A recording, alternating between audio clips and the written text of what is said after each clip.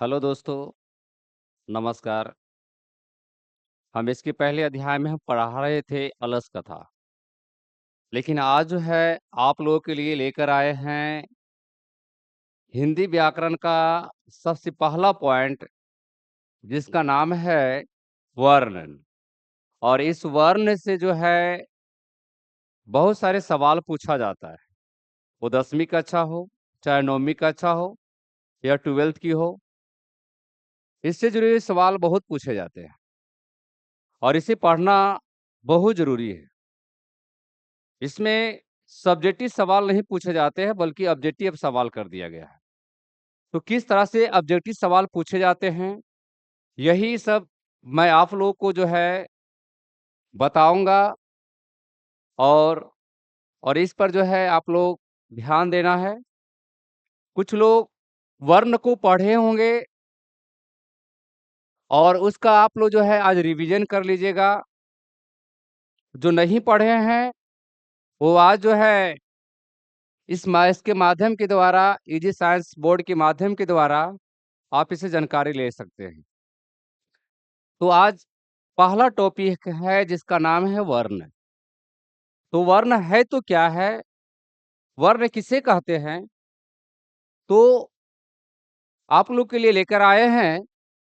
चलिए देखते हैं कि वर्ण क्या है। जैसे किसी बच्चे को अगर पढ़ाया जाता था, तो उसी प्रकार से वर्ण के बारे में हम बता रहे हैं कि वर्ण क्या है।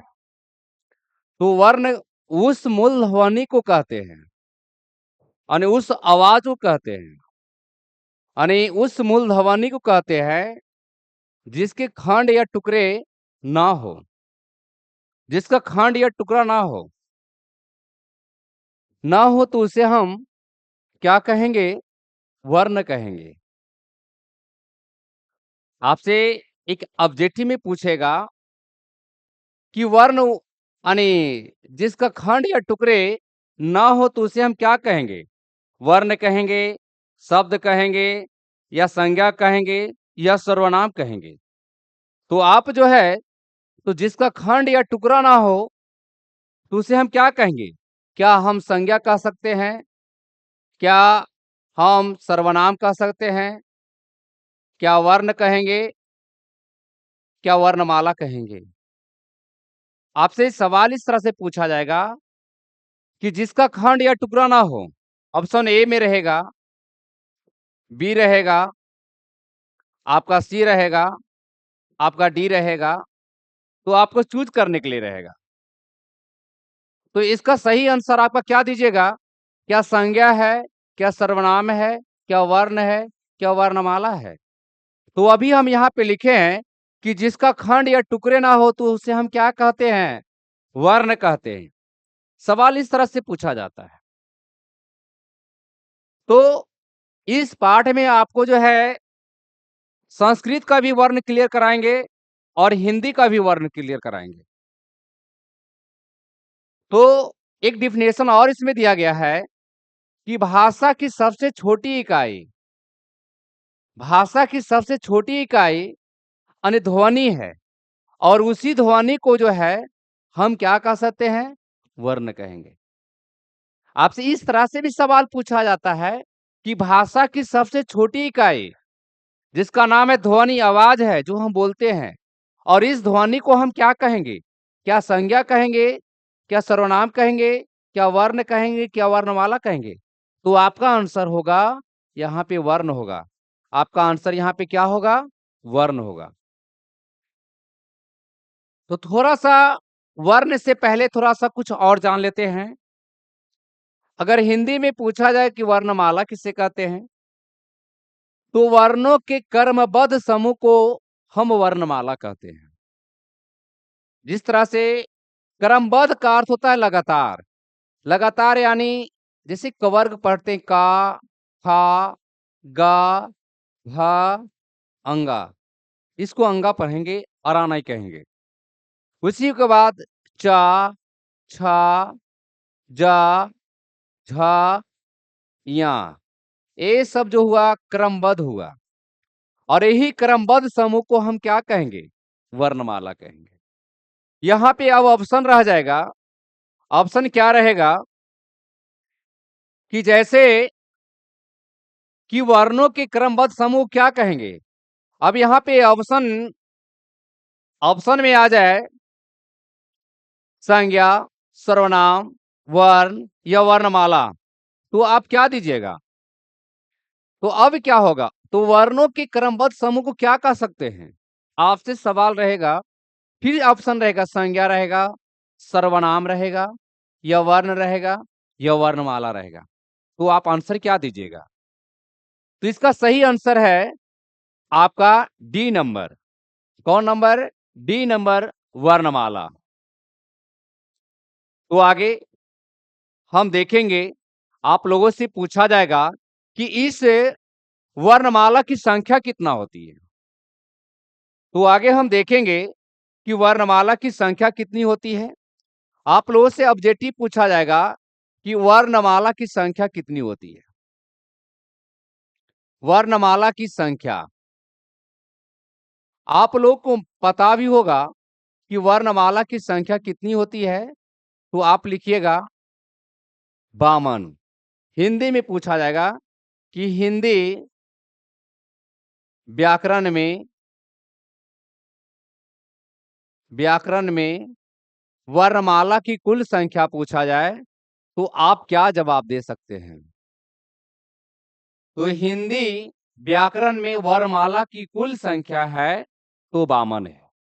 आपको ऑप्शन रहेगा, अगर ऑप्शन में रहेगा 25, 44, 33 या 52, इस तरह से ऑप्शन रहेगा ए, बी, सी, डी। तो आप क्या मारिएगा? हिंदी व्याकरण में वर्णमाला की अगर कुल संख्या अगर पूछा जाए तो क्या होगा? क्या 25 होगा? ये तो स्पर्श व्यंजन है। क्या 44 होगा? क्या 33 होगा? या 52 होगा?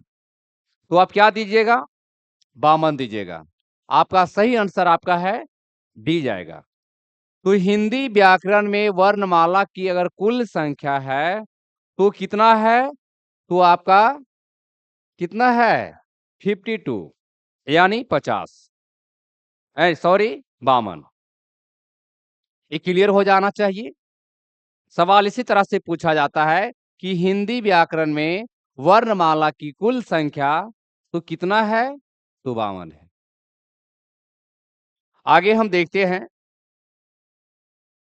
इसके पहले हम बता रहे थे वर्ण, ये तो वर्णमाला किससे जुड़ा हुआ था। अब सवाल रहेगा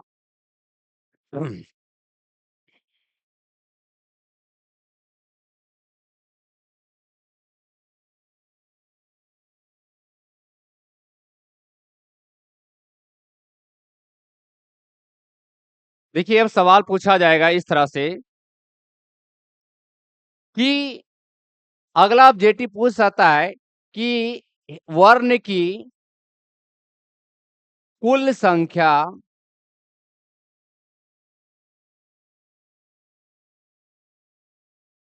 वर्ण की कुल संख्या कितनी है?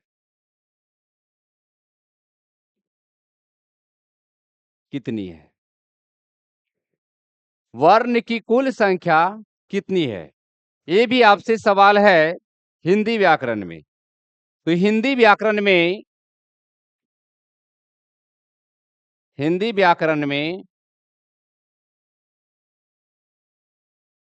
व्याकरण में वर्ण की कुल संख्या कितनी है? तो आप क्या दीजिएगा? आप लोग कमेंट भी कर सकते हैं, बता सकते हैं कि हिंदी व्याकरण में वर्ण की कुल संख्या कितनी है। तो कितनी है? तो आप लोग को पता होना चाहिए वो कितना है। तो 44। कितना है? 44। कितना है? 44। यही आपसे सवाल रहेगा कि संस्कृत व्याकरण में इसी प्रकार से संस्कृत व्याकरण में पूछ सकता है कि संस्कृत व्याकरण में वर्ण की कुल संख्या कितनी है।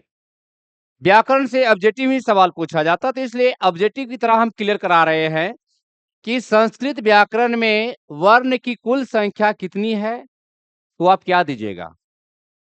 आप लोग को अगर याद है तो बता सकते हैं।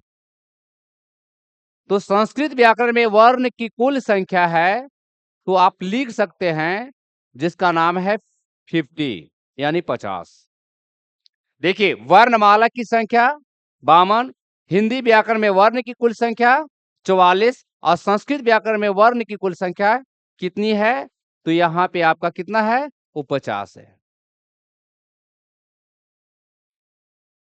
दोनों के साथ क्लियर करते जाएंगे। आगे हम देखेंगे वर्ण के प्रकार। हम लोग पढ़ेंगे वर्ण की प्रकार। इसके पहले आज का टॉपिक ही था वर्ण। तो वर्ण के प्रकार, वर्ण कितने प्रकार के होते हैं वो जानेंगे। तो वर्ण के प्रकार। तो वर्ण के प्रकार, तो वर्ण जो है दो प्रकार के होते हैं। वर्ण कितने प्रकार के होते हैं? वर्ण दो प्रकार के होते हैं। वर्ण वर्ण दो प्रकार के होते हैं।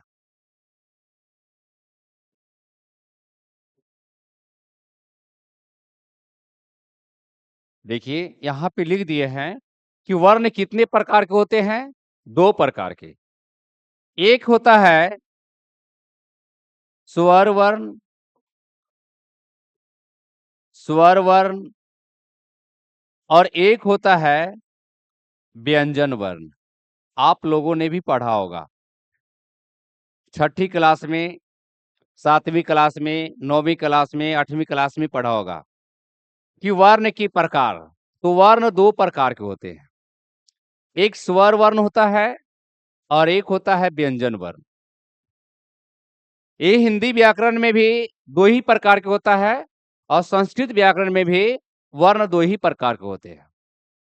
पहला है, एक है स्वर और दूसरा है व्यंजन।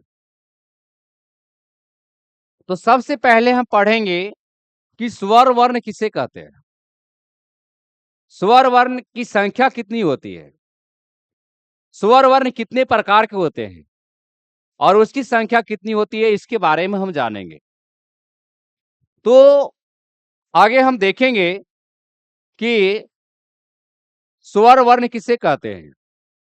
यहां पे हम लिखते हैं कि स्वर वर्ण, स्वर वर्ण किसे कहते हैं, जिसको हम वोवेल भी कहते हैं। इंग्लिश में भी पढ़ा होगा। तो स्वर वर्ण किसे कहते हैं? तो लिखना है, जिन वर्णों का उच्चारण, जिन वर्णों का उच्चारण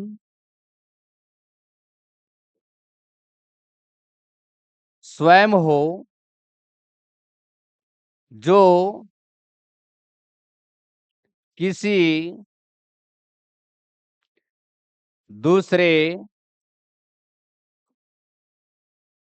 वर्णों की सहायता से ना हो, तो उसे हम क्या कहेंगे? स्वर वर्ण कहते हैं। अब जैसे समझेंगे, यहाँ पे कह रहा कि स्वर वर्ण किसे कहते हैं। तो जिन वर्णों का उच्चारण स्वयं हो, जो किसी वर्णों पर आधारित नहीं हो, जो किसी दूसरे वर्णों की सहायता से ना हो, तो उसे हम क्या कहेंगे? स्वर वर्ण कहेंगे। अगर बच्चे लोग अगर ध्यान से अगर पढ़े तो समझ में आसानी से आ जाएगा और आप लोग भी याद भी किए होंगे। तो देखिए स्वर वर्ण की संख्या कितना है। हिंदी व्याकरण में स्वर वर्ण की संख्या कितना है? तो यहाँ पे हम जैसे लिख सकते हैं, जैसे आ, आकरा, ई, दीर्घई, ऊ, दुर्गऊ, री, ए, आई, ओ और औ। ये हिंदी व्याकरण में अगर पूछा जाए कि स्वर की अगर संख्या अगर पूछा जाए तो 11 होती है। हिंदी व्याकरण में यहाँ पे स्टार मार्क के दे देते लिख देते हैं, हिंदी व्याकरण में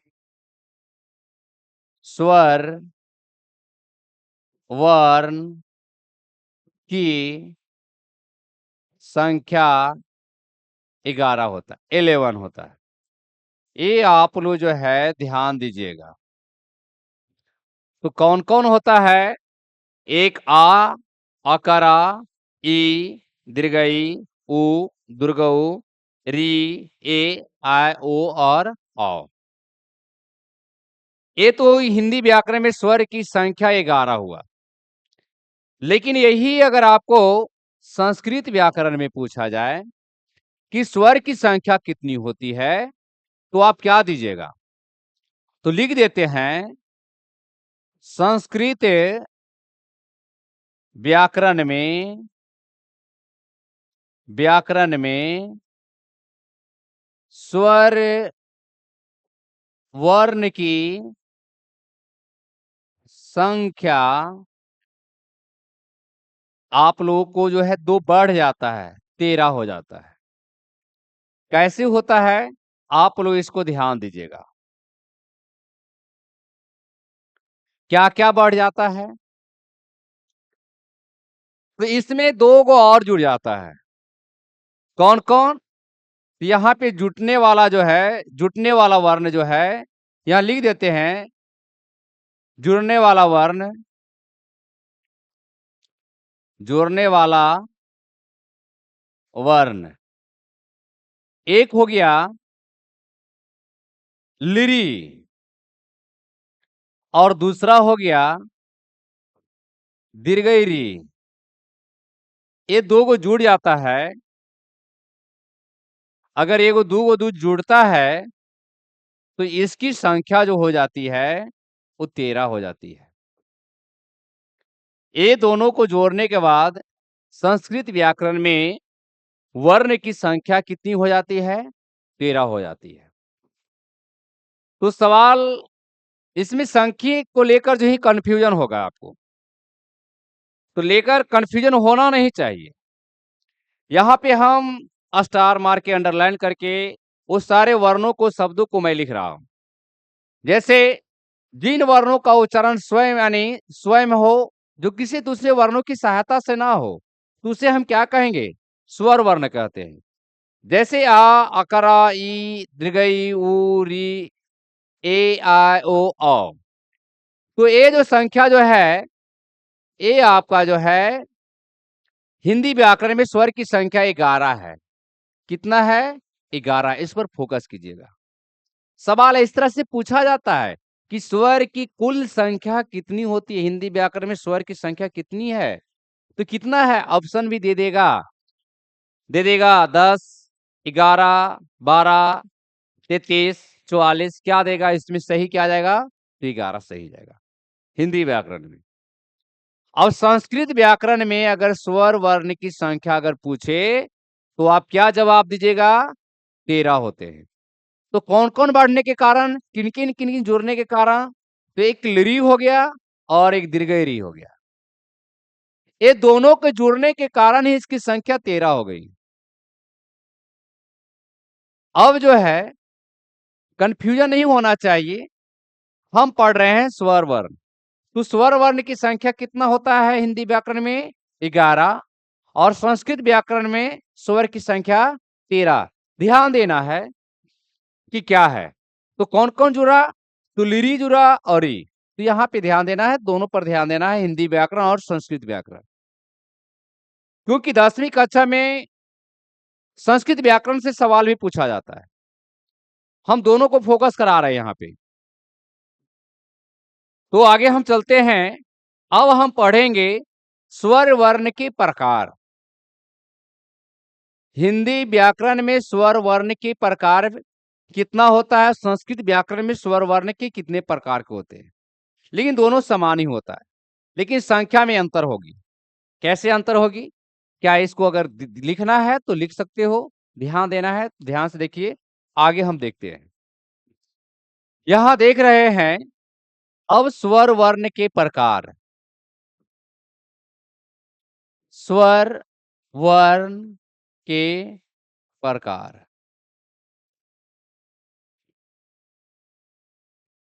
आप लोग को बहुत सारा को याद होगा कि स्वर के कितने प्रकार के होते हैं। तो स्वर वर्ण के मूल रूप से दो ही प्रकार होता है, लेकिन लिखा जाता है तीन प्रकार की। तो कितने प्रकार के? तो लिखना है स्वर के यानी मुख्य रूप से दो ही प्रकार का होता है, तो लिख देते हैं स्वर वर्ण के मुख्य रूप से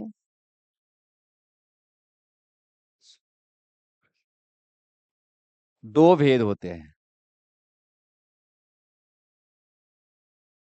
आप लोगों ने पढ़ा होगा तीन प्रकार के, मैं भी पढ़ा, आप लोगों को भी मैं पढ़ा रहा हूं। वो क्या क्या है तो देखिए, आप लोग पढ़े होंगे, पहला पढ़ा होगा, दूसरा पढ़ा होगा, तीसरा पढ़ा होगा। तो देखिए क्या क्या है। तो स्वर वर्ण के मुख्य रूप से कितने भेद होते हैं? दो भेद होता है।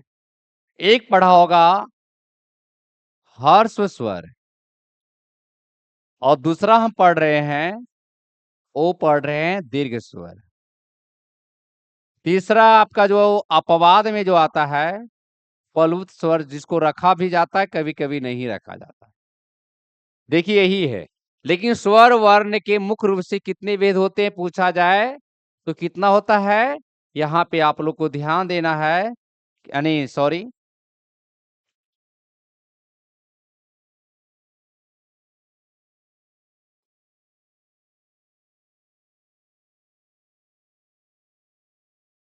कितना भेद होता है? वो दो ही होता है। एक एक होता है हर्ष स्वर, और दूसरा होता है दीर्घ स्वर। एक प्लुत स्वर। अब इसको पढ़ेंगे, हर्ष स्वर किसे कहते हैं, दीर्घ स्वर किसे कहते हैं, प्लुत स्वर किसे कहते हैं।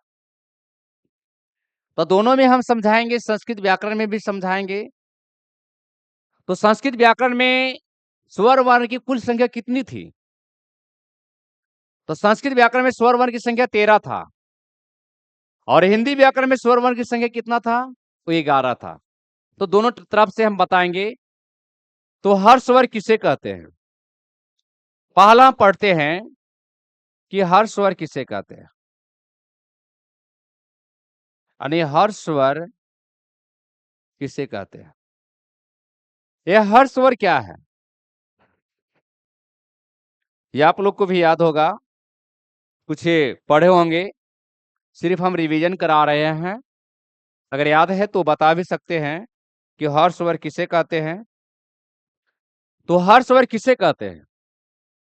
तो जिन वर्णों के उच्चारण में, जिन वर्णों के उच्चारण में, उच्चारण में कम समय लगे तो उसे हम क्या कहेंगे? हर्ष स्वर कहते हैं। तो देखिए, इसका एक डिफिनेशन और होता है। जिन वर्णों के उच्चारण में कम समय लगे तो उसे हम क्या कहेंगे? हर्ष स्वर कहेंगे। इसका एक नाम और है, मूल स्वर भी कहते हैं इसे। हर स्वर को हम मूल स्वर भी कहते हैं। यह इस तरह से भी सवाल का पूछ देता है कि जिन वर्णों में एक मात्रा हो, जिन वर्णों में एक मात्रा हो, तो उसे हम क्या कहेंगे? हर्ष स्वर कहेंगे। ये फोकस करना होगा, ध्यान देना होगा। ऑब्जेक्टिव में पूछा जाता है कि जिन वर्णों में एक मात्रा हो, यानी आ की मात्रा हो, आ की मात्रा यानी आ की मात्रा हो, यानी एक मात्रा हो, तो उसे हम क्या कहेंगे? हर्ष स्वर कहेंगे। और हर्ष स्वर को जो है मूल स्वर भी कहा गया है। तो ध्यान देना है, हर्ष स्वर को मूल स्वर भी कहते हैं। तो यहाँ लिख देते हैं कि हर्ष स्वर को मूल स्वर भी कहते हैं। ये चीज याद रखिएगा। अब इसकी संख्या कितनी होती है? कहा गया हर स्वर को मूल स्वर भी कहते हैं। और हर स्वर की संख्या कितना है? तो हिंदी व्याकरण में हर स्वर की संख्या देखिए बताते हैं।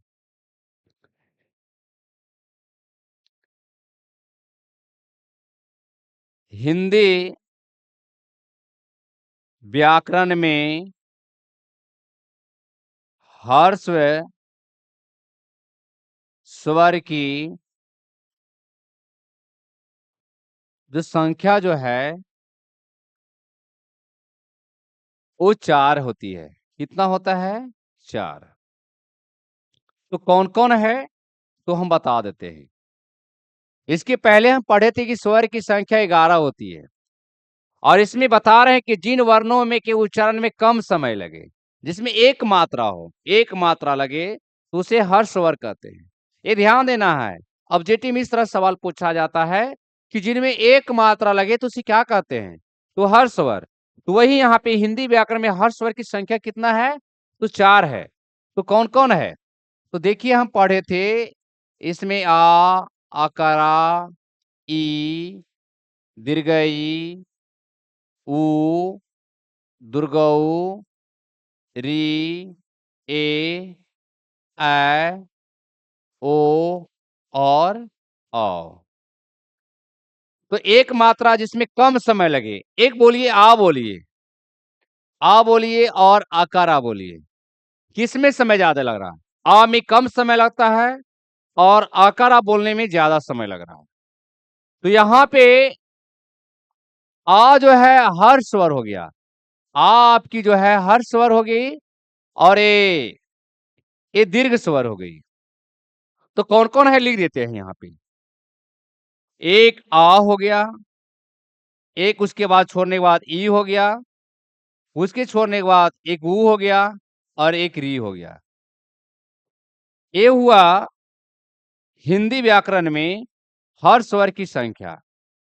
ये हिंदी व्याकरण में जो है हर स्वर की क्या है? संख्या है। वो कौन कौन है? आ, ई, उ, री। कितनी संख्या है? तो 4 है। सवाल पूछता है कि हर स्वर की संख्या कितना है? तो 4 है। तो कौन कौन सवाल है इस तरह से भी पूछ सकता है कि आ कौन स्वर है? हर स्वर है, दीर्घ स्वर है, प्लुत स्वर है, क्या है?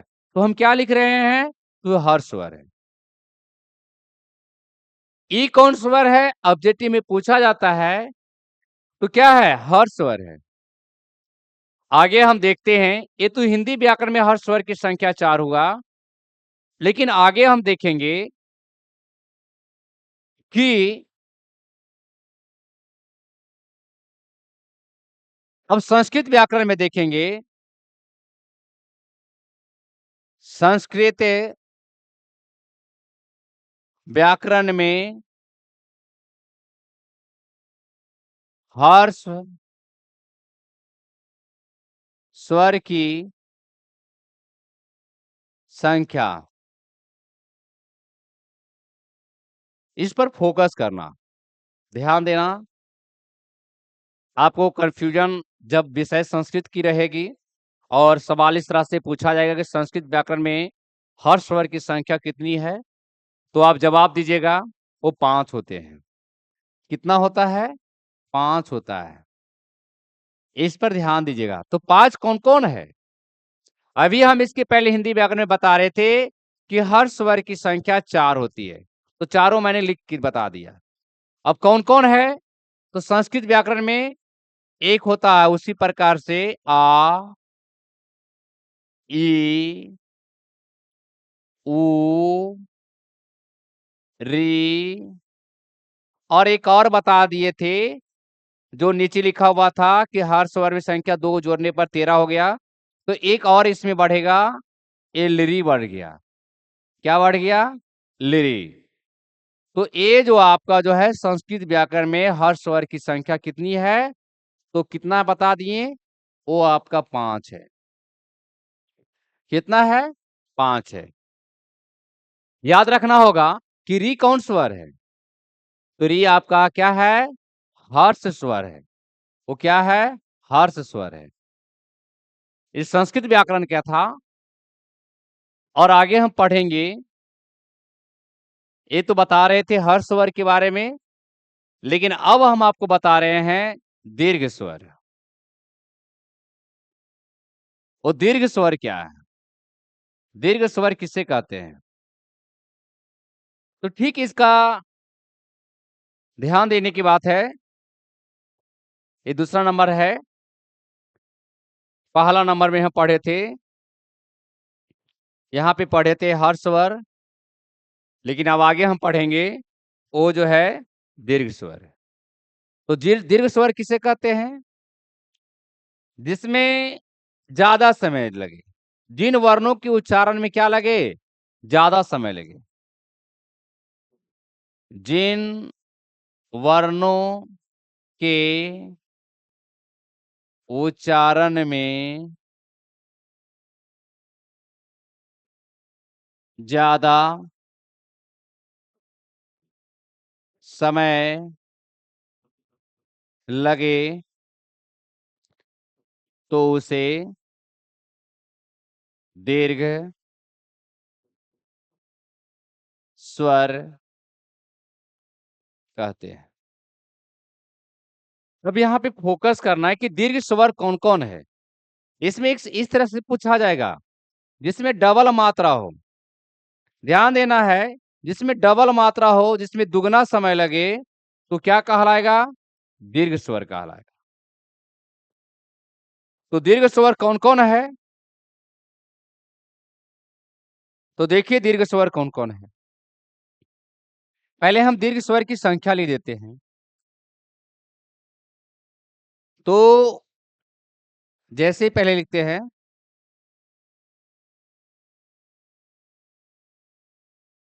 यानी हर स्वर को छोड़कर बाकी जितना भी है वो सारा दीर्घ स्वर है। तो कौन-कौन है? एक हो गया आकारा, दीर्घई, दुर्गऊ, री, ए, आई, ओ और एक औ। ये आपका जो है हिंदी व्याकरण वाला है और इसकी संख्या जो होती है, इसकी संख्या जो है हिंदी व्याकरण में दीर्घ स्वर की संख्या ए जो है वो कितना होती है? 1, 2, 3, 4, 5, 6। सॉरी, यहाँ पे एक चीज फालतू लिखा गया है, ये नहीं होगा। आ, अकरा, दीर्घई, दुर्गऊ, ए, आई, ओ, औ।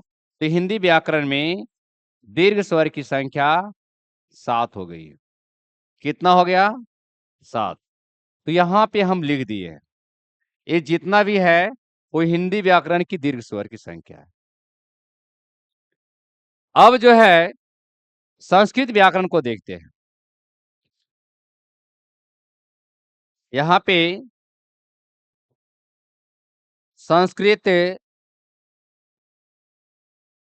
व्याकरण में दीर्घ स्वर की संख्या वो जो है एक इसमें और बढ़ जाएगी। तो क्या बढ़ेगा? हम इसके पहले हम लिखाए थे कि स्वर की संख्या 13 भी होती है संस्कृत में। तो जुटा था क्या-क्या? एक जुटा था, यहाँ पे हम बता दिए थे, दीर्घई और लिरि जुटा था। तो लिरि तो चला गया हर स्वर में और बाकी जो बच गया, ये जो बच गया, दीर्घई जीरो जो रो बच गया, जो इसमें चला जाएगा और इसी के जुटने के बाद यहाँ पे इसकी संख्या 8 हो जाती है। कितनी संख्या है? तो 8 है। तो एक बढ़ा कौन? एक बढ़ा री। एक क्या बढ़ा? दीर्घई री। लिख देते हैं यहाँ पे, एक दीर्घई री बढ़ा। यही बढ़ने के कारण इसकी संख्या 8 हो गई संस्कृत व्याकरण में। लेकिन हिंदी व्याकरण में जब सवाल पूछा जाए कि दीर्घ स्वर की संख्या कितना है, तो 7 है और संस्कृत व्याकरण में दीर्घ स्वर की संख्या कितना है? 8 है। एक लास्ट पॉइंट है, आप लोग को बता रहे हैं, वो प्लुत स्वर है। तो प्लुत स्वर क्या है? तो इसके बारे में हम पढ़ेंगे। ये छोटी सी जो है, ज्यादा कोई भाग खास नहीं है। प्लुत स्वर किसे कहते हैं?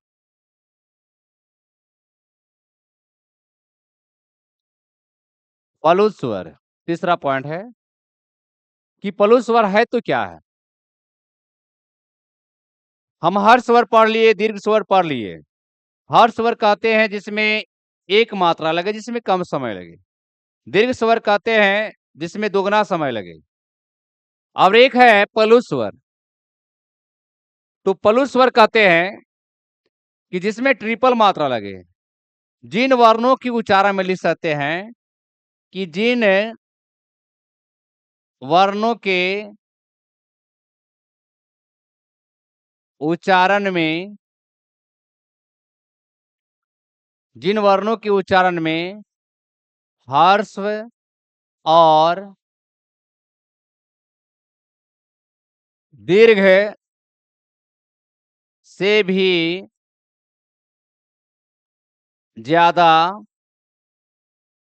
समय लगे तो उसे हम क्या कहेंगे?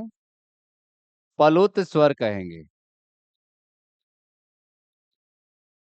प्लुत स्वर कहते हैं।